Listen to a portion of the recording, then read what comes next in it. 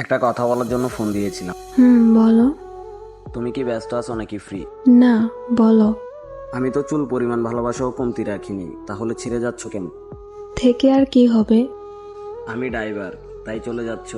বুঝতেই তো পারতেছো। আমি তো তোমাকে আমার লাইফে আনিনি, তুমি স্বইচ্ছায় এসেছো। আর তুমি যখন আমার লাইফে প্রবেশ করতে চেয়েছো, ঠিক ওই মুহূর্তে আমি তোমাকে বলেছিলাম আমি ড্রাইভার।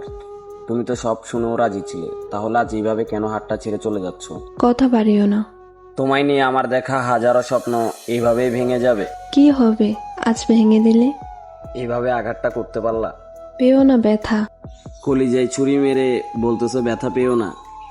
আসলে আমার সবচেয়ে বড় ভুল কি ছিল জানো? তোমাকে আমার নিজের চেয়েও বেশি ভালোবাসা। বুঝবে একদিন, সময় হলে। বুঝে গেছি, ড্রাইভারদের ভালোবাসা কখনো পূর্ণতা পায় না। একদিন খুব আফসোস করবা প্রিয়। বলতে পারবো না আমি।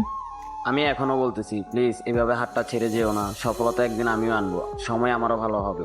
কষ্ট পেও না। জীবনটা আমার রাতের মতো অন্ধকার হয়ে যাবে। আলো আবার আসবে। আচ্ছা, আমার একটা কথার আনসার দিয়ে যাও। বলো কি জানতে চাও? আজ শুধু পেশায় ড্রাইভার বলে এভাবে নিখুঁতভাবে আমাকে ঠকিয়ে কোনো প্রতিষ্ঠিত ছেলের কাছে চলে যাচ্ছ? উত্তর নেই মনের গহীনে। ওকে, ভালো থাকেন। ভালো থাকাটা এইভাবে কেড়ে নিয়ে সেদিন চলে গিয়েছিল আমার এই না পাওয়া মহারানী।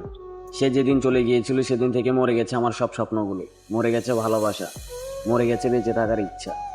সেদিনের পর থেকে আর কখনো ফিরে পাইনি আমার এই না পাওয়া মহারানী।